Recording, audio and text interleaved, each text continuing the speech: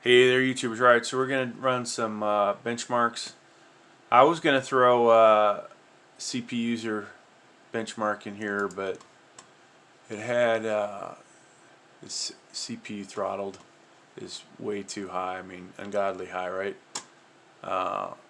These were ridiculous scores anyways, but yeah. So let's do XTU, and I'll show you some stuff that you might want to know about this processor before we hit the benchmark. This is using the ASRock Z690 Pro. We're going to get a few more 600 motherboards in shortly, but for right now, that's what we got. Has the latest BIOS on it. Okay. There's the CPU, the 12700F. Now let's look at advanced tuning here. So some of you might care about this. Here are your cores, your multipliers. You got 49, 48, 2 at 47, 2 at 46, 2 at 45, and then the efficient cores, 2 at 36, 2 at 34. Of course, this is a lock processor, you can't change those. If I had a better CPU cooler on here, I would adjust power limits, and we'd run this second time, but this CPU cooler is you know, I'm not sure the CPU cooler is good enough for this CPU, to be honest with you, but we'll see. Alright, so temps pretty much low 40s. You know, if we had a good CPU cooler on here, hopefully it would be low 30s. However, with this program running, you know, that's another story.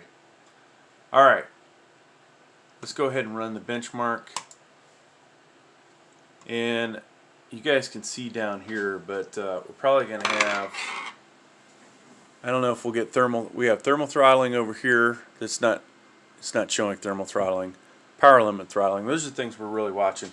It did hit power limit throttling, so that's something, you know, that we've got to work on to get this thing to run better. Didn't see thermal throttling, though the temps did get up to about 94. Wow, that's not very impressive CPU cooler. 4323. So I ran this before. We were only at 3700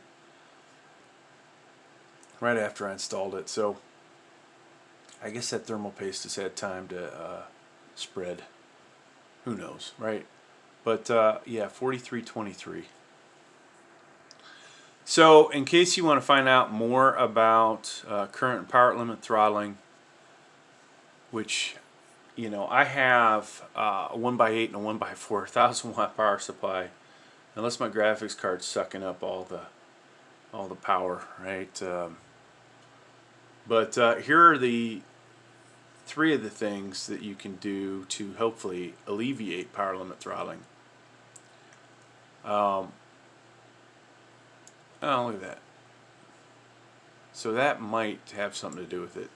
But this would also cost, you know, if this was a CPU cooler, it would also be probably thermal throttling. It was getting close to it. Core voltage limit is set to low in XTU. Processor power limits, PL1, PL2 set too low. So we can't adjust these right now with this crappy CPU cooler, right? It'll just get too hot. And, you know, I've experienced this a few times. You know, what has worked may not work here. So we're, you know, I'm not going to make any suggestions yet. I'll try and figure it out. We'll start with a better CPU cooler. Then we're going to adjust the power limits and hope that that fixes the problem. But I'm starting to wonder, folks. I was going to put this back on, right? This is a 120 millimeter Noctua CPU cooler, and there's the fan, just in case you need to see that. But it's it may not be enough, folks. We may have to go dual 140, dual tower. you know, just like an overclock CPU. If we want to get the most out of this CPU, we may just have to do that, which throws out that argument that I've had. Oh, you could, you know, if you were going to choose between this and an i5-12600K or i7-12700K, you don't need a, you know, CPU cooler comes with it, blah blah blah, right? I know that argument's not the best, but you know, if you're not going to overclock and you don't care about doing benchmarks and all that other stuff, any of the real technical stuff, you just want a game, maybe that's the way to go. But I'm seeing right here we need a better CPU cooler. All right. So when I come back in here, I'm going to do this again later. It'll be a separate video. But 4323 is the score to beat. This temperature, we should keep this thing down in the 70s. Alright, what else, folks? Where's the one? So we're going to do Cinebench. This takes forever. I'm not going to do the single core score, I'm just going to do the multi-core. And 10 minutes from now, maybe I'll briefly pop in. We did this one time before, in case you don't want to watch any more of the video. 8791. So we're running a second time. Maybe we'll get a higher score. Oh, and since I did this, I have also updated the BIOS. So you never know. Maybe it's running a little better. All right. So we are about 6 minutes into it, and as of right now, it looks like it's going to score less than the last time this was run. Alright, folks, so the score, if you can see it, 8457, ranked less than the last time I ran this. So this is on the ASRock 690 Pro motherboard. You know, we'll see what the scores are after I upgrade the CPU cooler.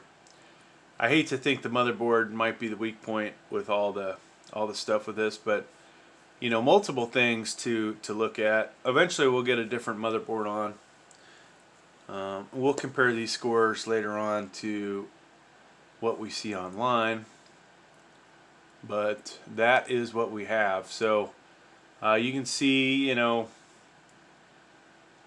they don't have like the most current CPUs in there, and they mix in, it looks like, some laptop CPUs, but I did run this with the i3-12700f, and you can see that score was 6677. I would imagine if I had an i5-12400f, which I actually do, I just haven't put it in here, that score would probably be somewhere in the 7000s. But you can see the Ryzen 7 1700X 8-core is higher than this, and you know, honestly, I would have thought this thing would beat that. So it makes me wonder, definitely makes me wonder, folks, if this is a good benchmark. Hey, thanks for checking out the video. Please like, please subscribe. Thank you.